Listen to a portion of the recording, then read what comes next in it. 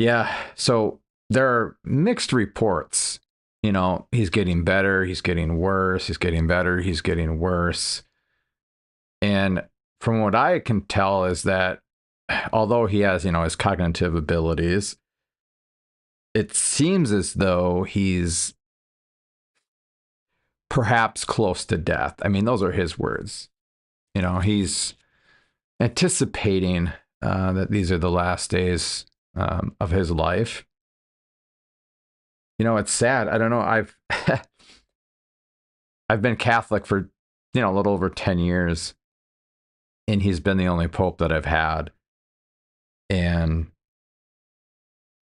what's really shocking, or what has been shocking for me, is coming into the Catholic Church and experiencing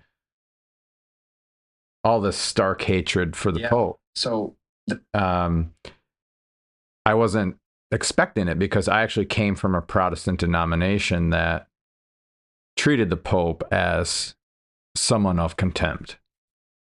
We would call the Pope the Antichrist. Like, to believe that he's the legitimate Antichrist. And then to see my fellow Catholic brothers and sisters join in that spirit of Protestantism. Again, not all Protestants do this or are culpable of it, but to join in that spirit of Protestantism, of really just having disdain for the Pope. It was just super shocking to me. I never experienced anything like it. And when I converted, I wanted to leave behind a lot of those things. And Pope Francis, gosh, sorry, I might choke up a little bit, but he was, when I first came into the church, it was, well, the Jubilee Year of Mercy, if you remember that. So it was a year or two after I came to the church, is the Jubilee Year of Mercy. And he was so adamant on mercy and bringing people into the church, evangelizing. I think his first apostolic exhortation, Evangelium Gaudium, was on the joy of the gospel, the new evangelization, because he wants everyone to become Catholic. He wants everyone to get to heaven. That's why he has interfaith dialogue. That's why he's so ecumenical, right? It's not because he's indifferent, right? It's not because he doesn't care about dogma or doctrine. I've read his works, and they're just as orthodox as, I would say, St. John Paul II. Pope Benedict XVI is he's just on a level of his own. But yeah, so, and now I'm seeing Catholics. Okay, it's polarizing, okay? It's really polarizing what I've been seeing the last few days. Because as you know, there are Catholics in the public sphere, prominent Catholic apologists, theologians, if you call them that have been rather anti-Pope Francis. But now they are, kind of coming to their senses in a way, and like, oh, let's all just put aside our differences. The Pope's the Pope. Let's pray for him. And yeah, it's good. That's good, right? I'm not going to knock that. I'm not going to knock people praying for Pope Francis, even if they had some stark hatred for him the past, 11, 12 years or whatever of his pontificate. But this is what's just funny to me. Not funny, that's a bad word, I don't know. But what's just very kind of baffling, right? I understand it, but then at the same time, I don't.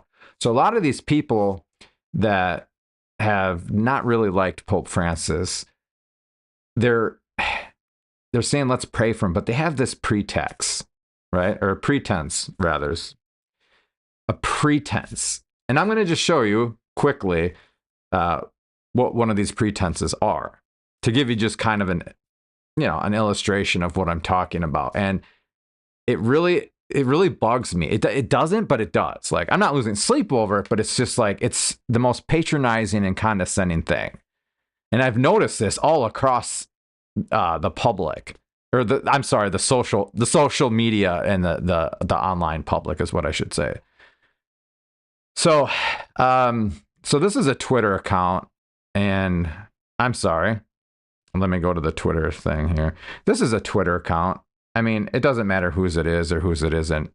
I kind of try to be discreet in these things because I'm not here to criticize people. But nonetheless, it's stuff like this happens. So this person, and you could probably figure out who it is by the tweet. Or what do you call it now? The X? Do we X or do we tweet? But anyways, the post, you can probably figure out who it is. So this person says, and I would say this person has been not the biggest supporter of Pope Francis, to put it very, very lightly. But as you can read it, he says, the Vatican has announced that Pope Francis's condition has worsened, now diagnosed with a polymicrobial respiratory tract infection. Recent tests reveal a complex clinical picture requiring an extended hospital stay for the 88-year-old pontiff in Rome. Now, this is where I have the problem. This is where it's just completely patronizing to me. It says, he goes on to say, regardless of personal opinions of his leadership, let us unite in prayer for his health and recovery, entrusting him to the mercy and care of our Lord. And you might think I'm like petty, scrupulous, whatever, okay? That's fine. That's okay. But when someone says, regardless of personal opinions on his leadership, let us unite in prayer, you know that's a pretense, right? Okay, I'm not saying this person has this malicious pretense, okay? But when you say regardless of personal opinions on his leadership, let us unite in prayer. Oh, okay, so let's set aside those. And also, on other media outlets, I've heard people saying, no matter what your thoughts are on Pope Francis, let's just unite and pray for him. And you're thinking, yeah, who cares? Whatever. Well, think about it this way, right? I'll go back to my screen. Think about it this way. If you're on your deathbed and your friends and family are surrounding you and they're all tweeting or, making videos or whatever, calling people and saying, you know what? My name's Eric. You know what? Regardless of your opinions on Eric, regardless how you have felt about him, can you please pray for him? He's on his deathbed. I mean, think about it. Wouldn't that just be the most condescending thing you could say about someone on their deathbed? And again, I'm not necessarily saying that these people have ill will or malicious intent, okay? I'm not saying that. I'm not. But when you see stuff like that, and again, I don't want to disclose this person's identity. When you see stuff like that, it's just like, why the pretense? Why do you got to put the pretense up there? Just say, can we please pray for our Holy Father, Pope Francis? You don't have to say regardless of anything regarding him. Okay? Basically, that's just telling us of how you really feel about him, or at least have felt about him. Now, I will say this. This almost choked me up. I'm going to show this with you. I'm sorry. Let me go to, that's not the right one. This almost choked me up. Now, I'm going to choose my words very, very, very carefully here. Okay? I do not watch this YouTube channel. And obviously, I'm not subscribed to this YouTube channel for obvious reasons, okay? Again, I'm not going to put this person down, okay? I'm going to love him as a Catholic brother and just a brother in human nature, okay? But we all know that on this channel, there has been some frequent chronic anti-Pope Francis rhetoric, propaganda, whatever you want to call it, okay? And maybe this person, to my right or to your left or whatever, is in some sort of invincible ignorance. I don't know. I don't know his heart. I don't know what he's going through. I don't know what his past has been. Okay? So you don't need to know. I don't need to introduce this person to you, okay? I don't. You know him, you know his channel and all that stuff. He has 1.2 million followers. But I stay away from this channel for obvious reasons. But somehow this came across my feed, right? And it had to do with Pope Francis, and he was praying. Now, I'm going to play just this short clip for you. I'm not going to play like the whole thing, obviously. I'm going to play this short clip for you.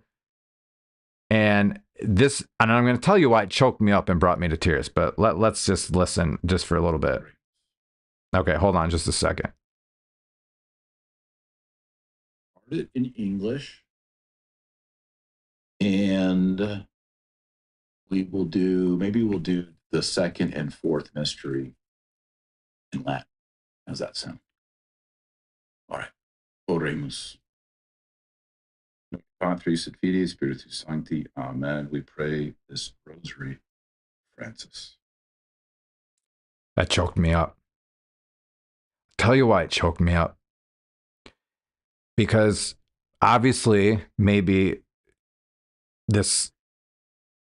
Dr. Taylor Marshall, right? Maybe he's gone through something.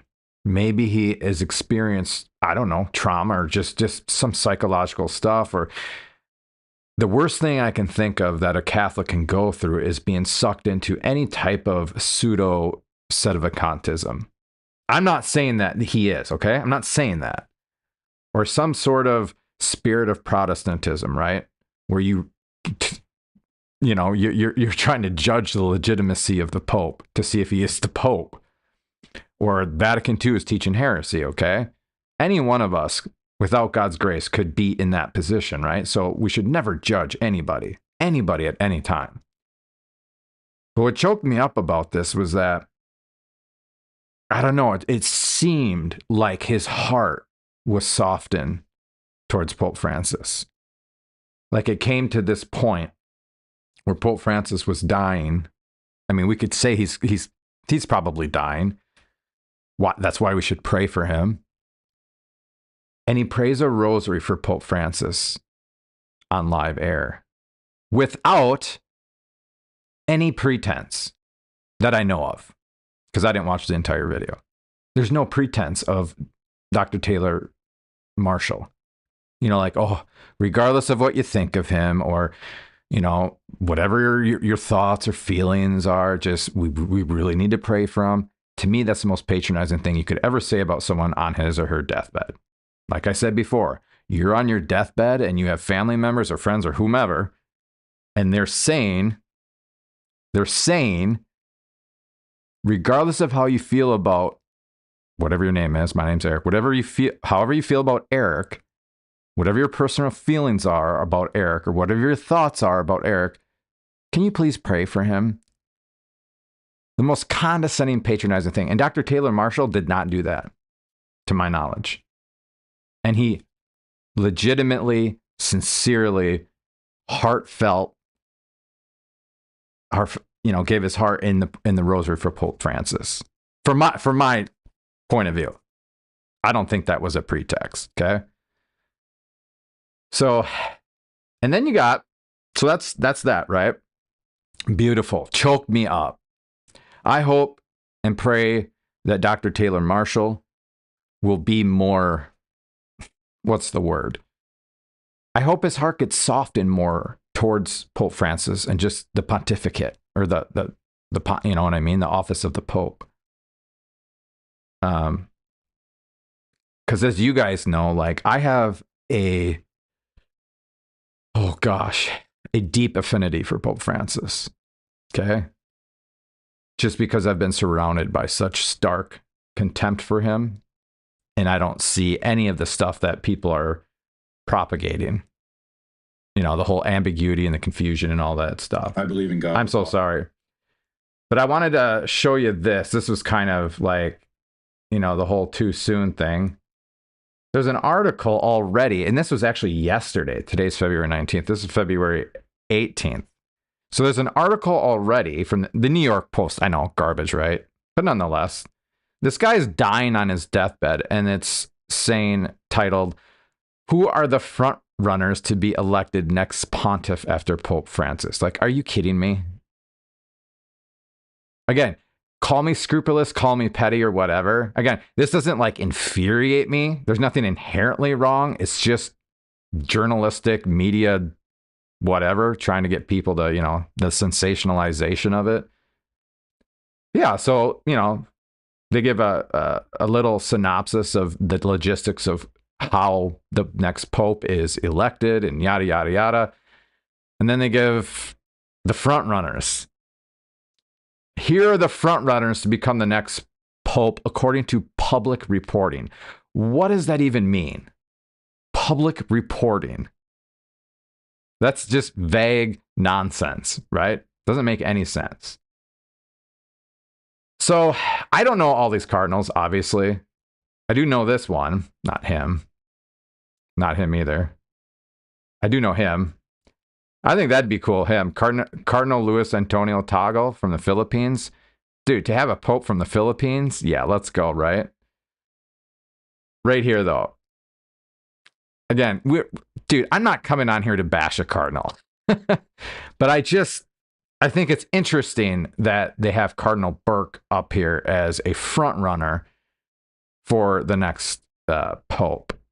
And I'm going to bite my tongue out of love and respect just for, the sake that he's a cardinal.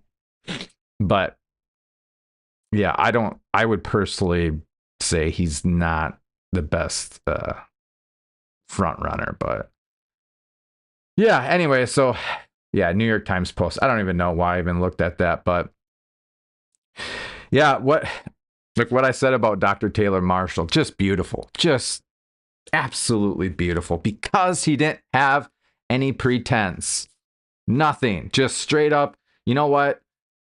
I'm just going to pray a rosary with all my heart for Pope Francis.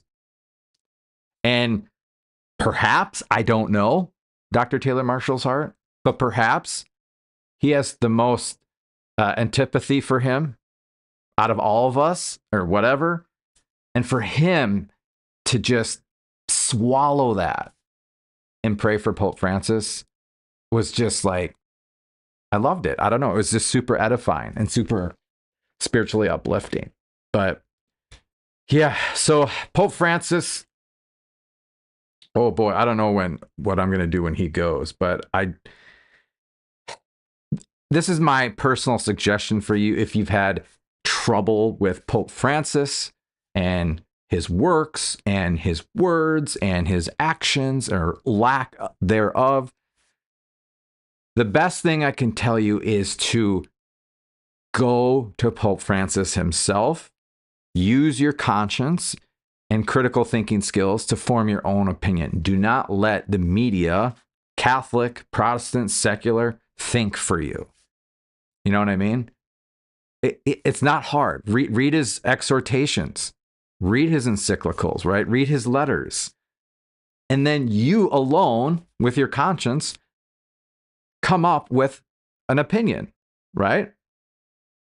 Instead of just blindly listening and watching YouTube or whatever and let them think for you.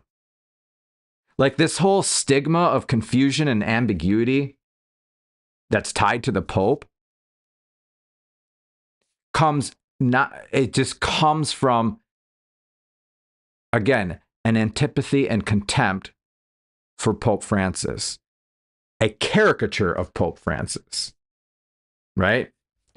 He wrote an encyclical, Laudato Si, on the environment, and all of a sudden he's a drugged out hippie, progressive liberal hippie. He's a communist. He loves the poor, right? To the expense, or to the exclusion rather, there of dogma and doctrine. So he's not, this biblical theologian like Pope Benedict XVI. So he's a numbskull. And he is all about ecumenism and interfaith dialogue. Therefore, he's just some compromised indifferentist that likes syncretism and succumbs to syncretism. When if you actually read his stuff, he's honestly, you want my personal opinion? Pope Francis is way clearer than St. John Paul II. I'm not saying St. John Paul II was confusing or ambiguous. No. But he's harder to read in terms of like, you need to understand his style and, all of his run-ons. I mean, he'll have a run-on sentence that's like one paragraph, right? And you really got to, analyze his writings. It's not easy to read St. John Paul II. It's not hard, but I'm just saying, if you contrast Pope Francis with St. John Paul II, oh my gosh, Pope Francis's exhortations and encyclicals and letters, a 10-year-old could read them and understand them. There is no ambiguity or no confusion. That comes from what others are purporting or caricaturing. That's all it is. I mean, it's easily refutable and easily debunkable if you just do pious reading with genuine research. That's all it is. My whole life as a Protestant, I was told how to think. I was told what to believe. My reality was shaped by what others told me. Until I became Catholic, one of the reasons why I'm a Catholic is because I thought for myself. That was a grace that came to me. I was able to use my conscience and critically think and do my own research. Right? Yeah. That's why I'm here. That's why I'm a Catholic. And that's what, if you're watching this and you're a Catholic, is there anything inherently wrong with listening to, I don't know, Taylor Marshall or anyone else? No, of course not. Inherently, there's not. But you need to be able, right, to determine what's right, what's wrong, what's prudent, what's imprudent, right? What's true, what's false, all that stuff. By going to the original sources. You got to cut out the middleman secondary sources. You got to cut out the media. Go read Pope Francis's works and then quote something to me, whether on my page or in chat, quote something to me that's ambiguous or confusing. Okay. And then, yeah, I'll set you straight a little bit. But yeah, so this is going to be a short stream. I don't know. My heart's aching for Pope Francis. All I ask is that you guys say, if you can't say a whole rosary, I get it. Say 3 Hail Marys for him. Say 3 Hail Marys for him. Okay? He literally has poured out his life for us. Like day in and day out. He's 88. And he's just sun up to sundown, just poured out his life for us. And really, in a sense, for the whole world. He wants the world to come to know Jesus Christ. That's why he's so ecumenical and involved with interfaith relations and dialogues and stuff like that. All right. So that's all I have. Maybe I'll take a question or two before I go here. I got to make supper for, well, we have leftovers, so I'm just really reheating Asian meatballs. Anyone have Asian meatballs? Kind of weird. They were all right, but yeah. Yeah, amen. God bless you too. Pray for Pope Francis. Absolutely. I mean, and guys, seriously, don't say like, oh, no matter what you think of them or how you feel or how you think or whatever. Don't say that. That's I'm not telling you what to do, okay? I'm just saying I think it's imprudent. I think it's imprudent. Host a rosary, brother, will join you. Keith Nestor does these all the time. Does he really? That's so cool. That is awesome. Do I have enough people that would actually come and pray a rosary with me? I don't know. I would totally. I would right now if I didn't have to go do dinner with my kids. Yep, Peter Diamond's in the house. Anytime Peter Diamond is in the house, it's a fun one. L cooking dinner. Dude, it's reheating it, man. Is that cooking? I'm going to reheat this stuff.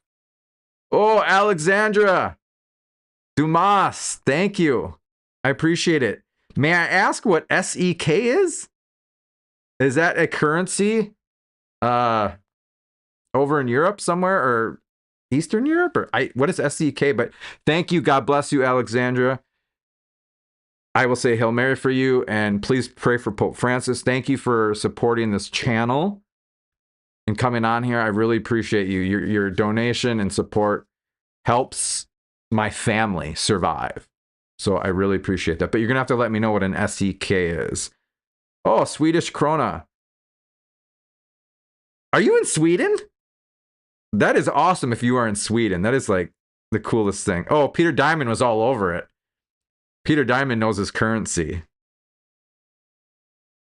Please stand up. A krona. I've heard of that before. Thank you for praying for Pope Francis.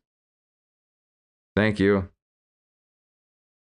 It's about $5. That's a lot. I appreciate that. Thank you. I really appreciate that. Oh my God, guys. Okay. Maybe we'll pray a rosary Thursday. What's today? What is today? October? Today's Wednesday. Because, guys, I wasn't going to go live today. I literally was not going to go live today. I was going to go live tomorrow or Friday, twice a week, 3 times a week. But I don't know. My heart was hurting for Pope Francis, and I just wanted to do a little live stream. I got about maybe 10 minutes in me. But, yeah, if you really want to pray a rosary like Thursday, Friday night, we can do that. Oh, you guys. I'm so tempted. Oh, okay. Laura. Well, you can doesn't even need to be StreamYard. I can do StreamYard, but I have a link for you to come in and we can do it. It's really easy. I'll just put it in the description. You just click on it. I'm sorry, you said 6 p.m. Oh, Central Time, right? 6 p.m. Central Time? Oh gosh, that's when my kids are up. We can try to make that work. Oh. You want to try tomorrow at 6 p.m.? Gosh, my wife's going to kill me.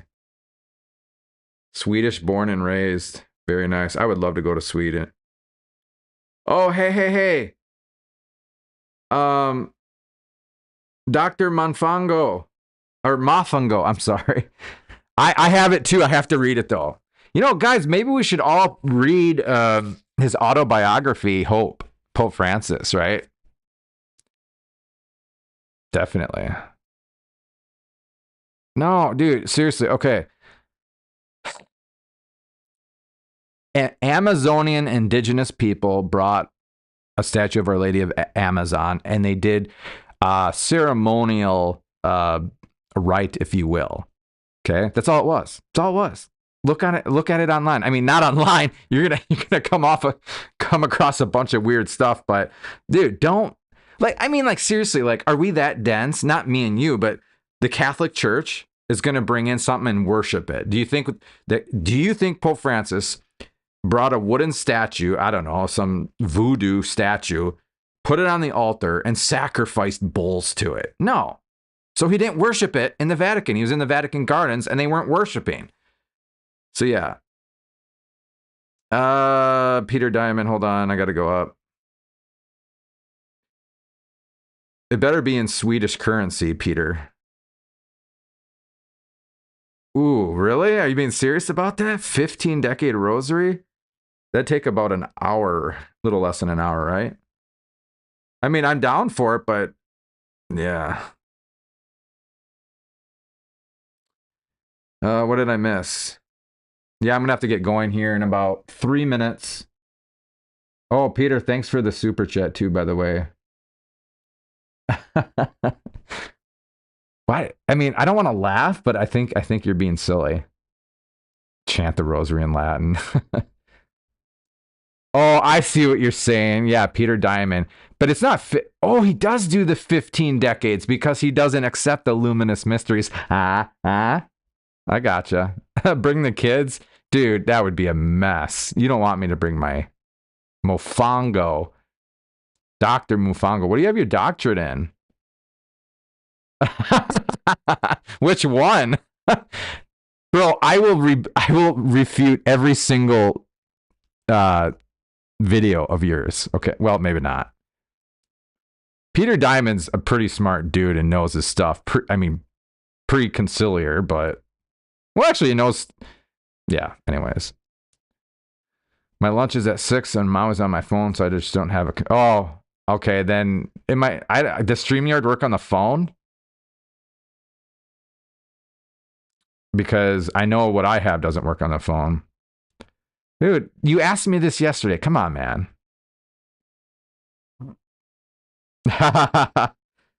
Yes, Peter Diamond is now he's in communion with us. Okay, I'll make a post about the rosary. I like it. That's cool. All right, guys. Well, I got 2 more minutes. 2 more minutes. Matt Dilla Monkey. Dude, watch my video. It's called, what is it called? Why I Left Protestantism? I think. Or it's How Did I Become Catholic? There, in the first 60 seconds of the video, it's a clip of him and that D'Souza guy or whatever. And I actually side a little bit with Matt Dillahunty, a little bit on what he said. Because I'm pretty sure D'Souza is a Protestant. You know, no offense to Protestants, but a lot of them don't use reason and logic and philosophy. But Dilla Monkey, we love him. We love Dilla Monkey. I should wear my banana shirt for the next stream. You guys want it? $10. $10. Okay, I got about a minute left. So sneak in all your super chats and questions. But yeah, for real though, pray for Pope Francis. Pray for him. Gosh, the whole world should be praying for him. Dilla Monkey, that should be like a flavor of ice cream. You know, Culver's flavor of the day. Dilla Monkey.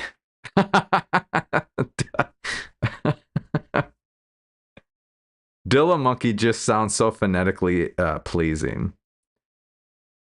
Ray, you mean Ray Discomfort? He just had Wes Huff on his channel. I didn't check it out. I didn't see it, but yeah, he had Ray Wes Huff. They huffed glue and they huffed paint. And I think next week they're gonna get Dilla Monkey on and they're gonna huff wood glue. Dude, Peter, you are the guy that makes me laugh the most on this. It's never. Don't ever miss a stream, okay? Atheist basement. Oh my gosh.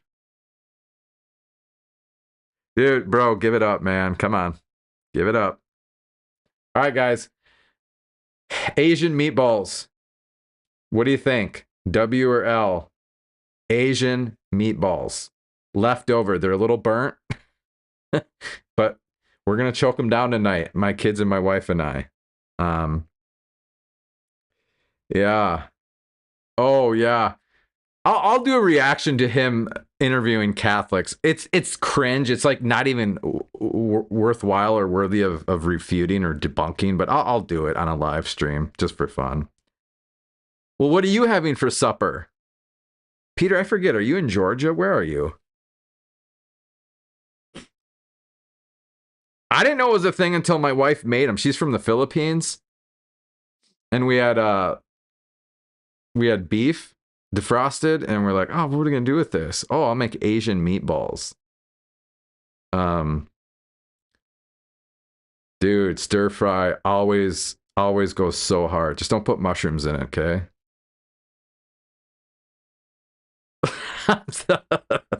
Sorry, I'm not laughing. I just saw Protty Lad. Guys, what is up with saying prots, Protty? Ah, God. Oh, yeah, you are in Michigan. Anyways, so I work for an ecumenical apologetics ministry, and we have Wes Huff coming to New Zealand? Is that what NZ is? Are you serious? You're in New Zealand? Where the wine flows like water? I appreciate the compliment, but I'm just, and this is not false humility. it would take me quite a while to get to his level. So if you know Trent Horn, like if you know where he started, so if you go like Catholic Answers, oh Leighton, thank you for the super chat. If you go to Trent Horn's like early material on Catholic Answers, and then even on his YouTube, and then now where he is and where he's how far he's come, from that, unbelievable. Like, I'm not saying he wasn't a good apologist back then, or he wasn't, whatever, an expert or whatever, but just the growth. Like I'm sorry, but there's nobody on YouTube on his level right now as an apologist. Nobody. It's not even close. And I'm not just talking about his content. I'm talking about everything. His titles, his thumbnails, the length of his videos, the transitions, the light, just everything. Dude, he will get to like 500,000 subscribers in no time. Sorry, I went on a tangent. What are you guys talking about? Battle Creek? Oh, guys, check this out. I'll share this with you, and then I really got to go. Check this out. Let me... I shouldn't really be pulling this up, but hey, when in Rome. I got to find it. So Trent Horn, let's check it out. Trent. I follow him. There he is. It better show up on my screen or I'm going to get really mad. Here, hold on. Dude, what the heck? Where is it? Why can I not see his... Well, he offered a free audio ebook or whatever. What are his two biggest books? Why We're Catholic and what is it? Why Catholicism Makes Sense. Where's the link? I wanted to share it with you guys. Why can't I scroll on his page? Dude, did you see this? Right here. Abortion, parents killing one child.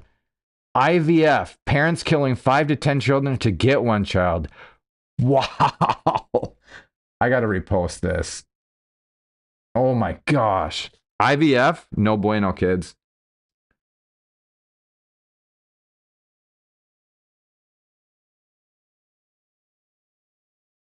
Wait.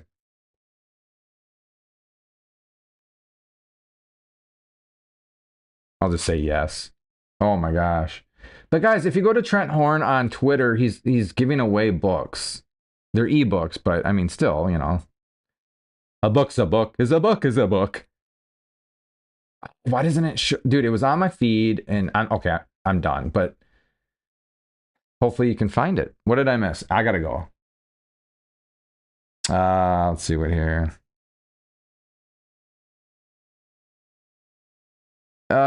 So I'm on a Discord server, and two of the guys in that Discord server are collabing with him.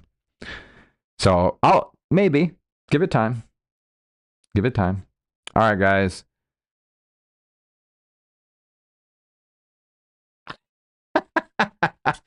Okay, so I have some thoughts on that, and then I'm done. So guys, quit chatting. You guys are like, see, like you keep fishing me in and reeling me in with your chats. I can't help it. Like I have to answer. So Peter or Raul or whatever your name is, even I don't know if you were messing with me. They're so different. They're so starkly different. Okay. So Trent Horn is a straight up apologist. I'm not saying he doesn't know different, branches of theology or whatever, but I mean, Christian is, I mean, what qualifies one as a bona fide theologian? He's more into like moral, systematic, ascetical theology. I mean, he just is. You know what I mean? He doesn't really do apologetics. That's why he only has 20,000 subscribers.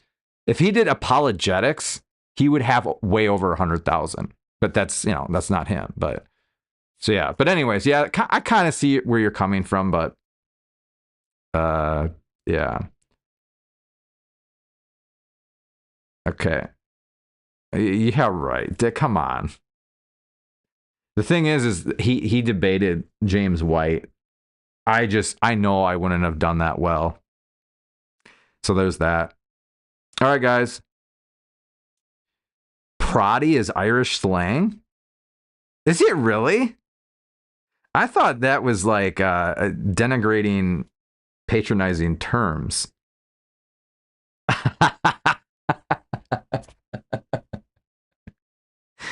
Oh my god. I'm gonna message him that. Hey, Peter, does he know you? Like, or of you, or like, I mean, obviously, you must chat in his live streams, right? Guys, I'm done. Just log off and don't chat because I gotta go. Otherwise, I'm gonna be doing alimony. Sorry, Sam. I really gotta get going. Need God net. Yeah, someone wanted me to rebut his videos. I don't know. We'll see. All right, guys. Love you guys. Praise be Jesus and Mary. Please pray for Pope Francis. And honestly, pray.